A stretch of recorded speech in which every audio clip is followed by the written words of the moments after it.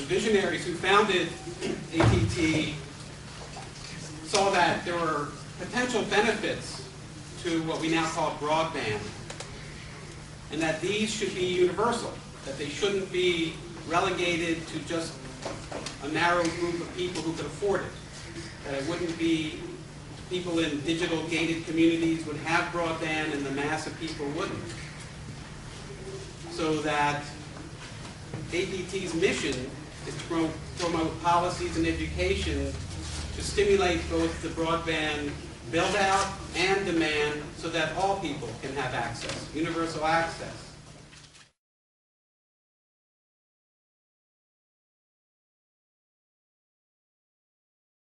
The greatest challenge that we had in this program is we've got 600,000 members, different incomes, different abilities to get to this online content.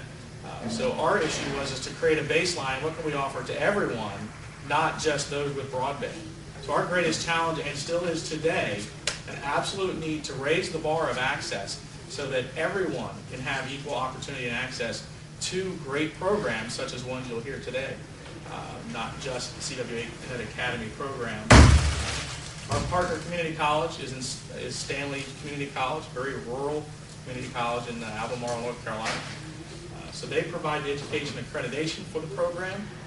We help develop and sculpt the curriculum for our audience.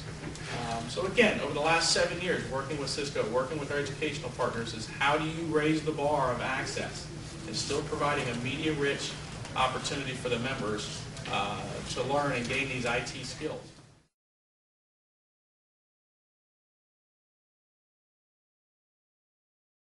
We are one of the leaders in the country in how we're doing telehealth in the state of Arkansas. I'm going to quote a famous person here, and afterwards, if somebody can tell me who this guy is, I'll give you $5. But Paul Houston once said, "Where you live should never determine whether you live or die." That's what we believe in every day. When we go out and we take care of our patients and get UNAMs, it doesn't matter if you live in Helena, Arkansas, which is one of the poorest counties in the United States. It doesn't matter if you live in Bentonville, Arkansas. I don't know if y'all ever heard of Bentonville. There's a small company that was started there called Walmart. It doesn't matter anymore because of this kind of technology. And that's what we started to do 5 years ago. Dr. Lowry, who is the godfather as far as I'm concerned, telemedicine, he said and he's a maternal fetal medicine subspecialist. There's only 4 of them in the state of Arkansas. How do we get this specialty care to these at-risk moms? Because they're carrying these at-risk babies. And that's the part that really drove us, was how can we do this in a more effective manner? So he started dabbling around with the telemedicine interactive video part, and we found out we can do an ultrasound there in their hometown just as easy as we can do it in Little Rock. But they don't have to travel 3 hours. They don't have to travel 2.5 hours. They don't have the means to come there. They might as well be 15 minutes away, because sometimes they can't even make it to their own hospitals.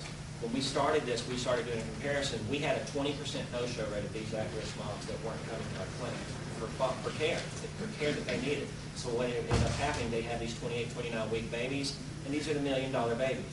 And those babies will have troubles throughout their life with eating disorders, breathing disorders, all kinds of things. So what we needed to do is figure out a way, how can we keep these babies in mom's tummy and take care of them a little bit longer? Well, all of a sudden, our no-show rates at our telemedicine clinics were less than 5%. Because they could go anywhere, their hospital, within their community, people they know, people they see every day, to be able to take care of them. Get their ultrasound done, talk to these subspecialists, have the follow-up care they need, and hopefully do the delivery there. But if not, we can get them into the tertiary care center where we know outcomes for those babies are a lot better. So this started 5 years ago. Well, with natural progression of everything, and because it was so successful, and Dr. Lowry will tell you to this day, it's like we don't know. The only reason it's successful is because, number one, we had the broadband connection. We had the interactive video finally caught up to speed with healthcare and what we were trying to do. And then the last thing is because it was the right thing to do. That's important to remember. It's the right thing to do. Now what's going on is everybody's wanting to do this. We can't keep up with it. We have meetings weekly now with other subspecialists because in Arkansas we're lucky we have T1 lines to every hospital, all 84 hospitals in the state of Arkansas. So somehow, some way, which I'm excited to hear about the education part of this, we can do either education with hospitals, we can do clinical things with hospitals, we can follow up with asthma babies, we can follow up with chronic illnesses, we can now do follow-up, which we couldn't have access to before because of just logistics of where they were in the process. We had a group come to us last week about physically abused children. They have 6 centers across the state. And we're going to deploy broadband to these centers so they have immediate access to these children so they can get counseling, they can be looked at clinically. So we are just kind of the tip of the iceberg with Angels. We have been successful. We're making a difference in these clients' lives, which I think is so important. But again, it doesn't matter anymore with the work that Communication Work in America, with the work of broadband and technology and all that that's going on. It doesn't matter where you live anymore to determine whether you live or not. We're going to keep believing in it.